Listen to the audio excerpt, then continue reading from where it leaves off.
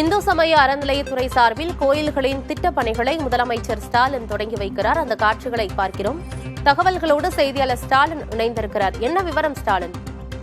ஆனந்தி, தமிழ்நாடு முதலமைச்சர் மு.க. ஸ்டாலின் சென்னை தலைமைச் செயலகத்திலிருந்து காணொலி காட்சி வாயிலாக பல்வேறு துறை சார்ந்த முடிவுற்ற திட்டப் பணிகளை தற்போது திறந்து வைத்து வருகிறார். குறிப்பாக இந்து சமய அறநிலைத்துறை மற்றும் வணிக வரி மற்றும் பதிவுத்துறை ஆகிய இரண்டு துறைகளுடைய அந்த முடிவுற்ற திட்டப்பணிகள் தற்போது காணொலி காட்சி வாயிலாக திறந்து வைக்கப்பட்டுள்ளது.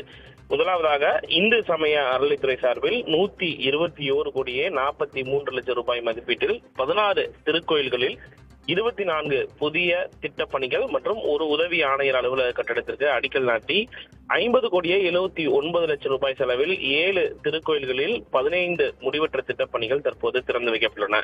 அதனைத் தொடர்ந்து வணிக வரி மற்றும் பதிவுத்துறை சார்பில் சேலம் பதிவு மாவட்டத்தில் புதிதாக உருவாக்கப்பட்ட காடையாம்பட்டி சார்பதிவாளர்கள் சப் ரிஜிஸ்டர் ஆபீசர் தற்போது அந்த அலுவலகத்தையும், அதே போல கிருஷ்ணகிரி பதிவு மாவட்டத்தில் புதியதாக உருவாக்கப்பட்ட பாகலூர் சார்பதிவாளர் அலுவலகத்தையும் தமிழ்நாடு முதலமைச்சர் மு.க. ஸ்டாலின் தற்போது காணொலி காட்சி வாயிலாக சென்னை தலைமைச் செயலகத்திலிருந்து திறந்து வைத்திருக்கிறார்.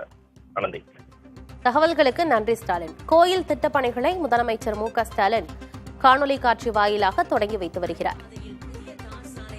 திருவரசு மேம்படுத்தும் பணி மற்றும் கோட்டை சுவர் அமைக்கும் பணி. சென்னை பூங்கா நகரில் ரூபாய் 6.75 கோடி மதிப்பீட்டில் பல்நோக்கு வளாகத்துடன் கூடிய அர்ச்சகர் குடியிருப்புகள்.